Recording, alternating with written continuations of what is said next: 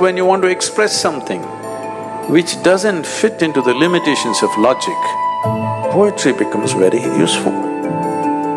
In those 4 lines, you can hit somebody in such a way that it really hits them and forever they'll remember those 4 lines, just transforms their life.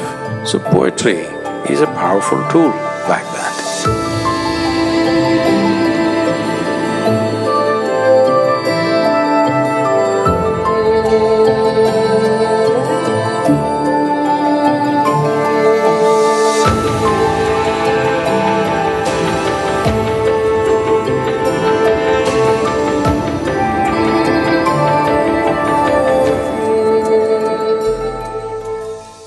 Namaskaram and a very warm welcome to all of you. I'm delighted to be here at the launch of Sadhguru's new book of poems, Eternal Echoes. There are many of you here who are familiar with some of Sadhguru's work, and this is a chance to immerse yourself in over 500 pages of it. But for those of you, perhaps some of you online and elsewhere, who are more acquainted with Sadhguru as the proponent of inner engineering, as the proponent of yoga as a science, of technologies of well-being, this is a chance to be acquainted with a somewhat different Sadhguru.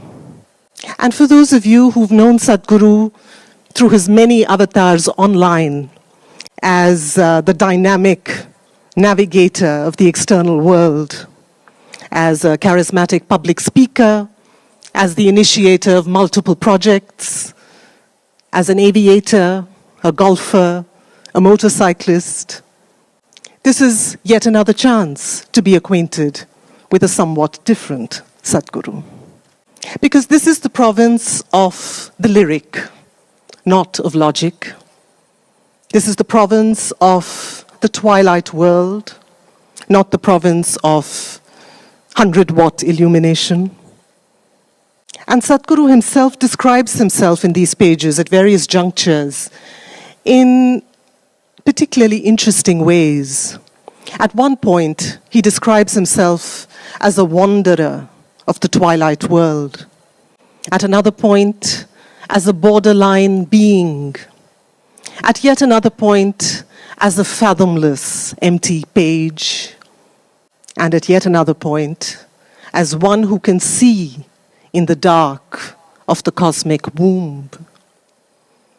These were some of the images that I took away with me at the close of this book.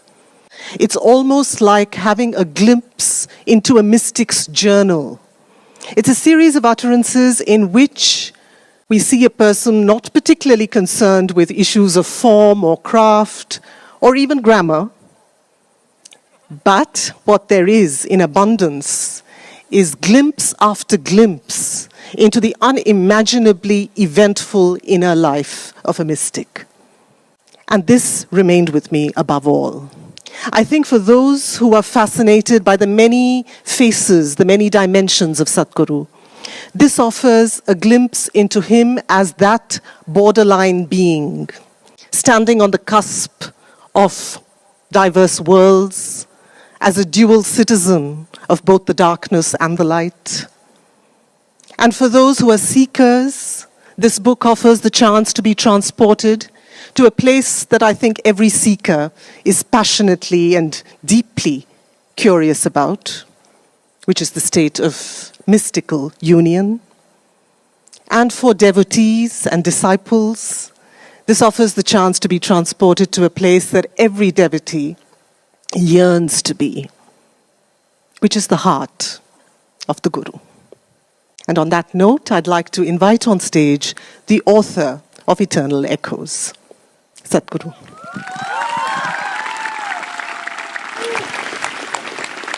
I'm going to ask you at this point not to read the one that I'd originally intended, but to move on to your Guru poems, where you actually speak of your own master.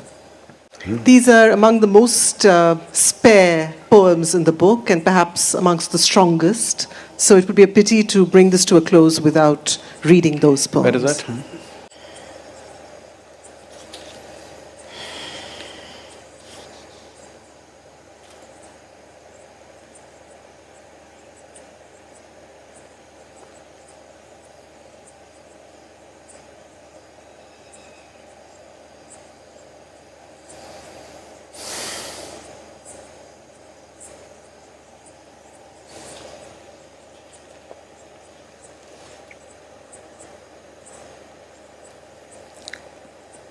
my master. Brooding, squinting, staring, I could not hit the mark.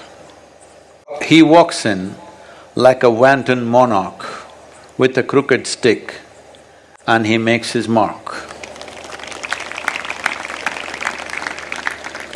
It's very difficult to not ask Sadhguru to read some of the poems that I think are the most unusual in this book, which is poems of utter tenderness, too much tenderness, or that? just tenderness. What is that?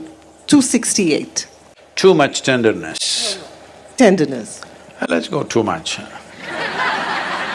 No? Any of the tender poems. There are 3 of them. Let's do tenderness. I thought so. Tenderness.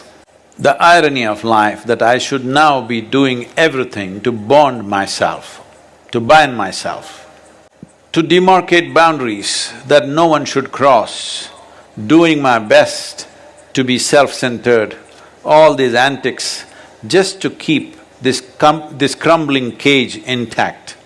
With the work done, why linger on?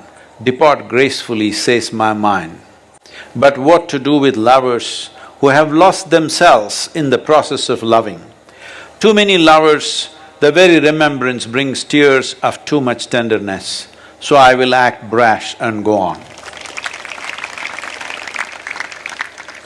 We have Kangana Ranot in the audience. Yes. Namaskaram, Sadhguruji. Sadhguruji, your poems are so wonderful. Hey, you just got the book, you haven't read it. I have. Some of them I've read. There is this poem which I just saw, Too Much Tenderness. I think you may have written about somebody you lost in your life. So do you feel a sense of, can you putting your story out there, is it cathartic for you? What is the purpose of it? See, only if you have something pent up, you need a cathartic process. Do I look like I've gathered any substance living here? No, you don't. And what you said about these being absolute reflections, I do agree with that also. No, I mean to say, catharsis is meaningful only when you have some pent-up stuff. So this is something, I was in United States and this journalist was interviewing me. Sadhguru, all the time you're busy, how do you unwind yourself? I said, I don't wind myself up, first of all. Why do you wind yourself up and then unwind yourself? I don't wind myself up, so where is the question of catharsis?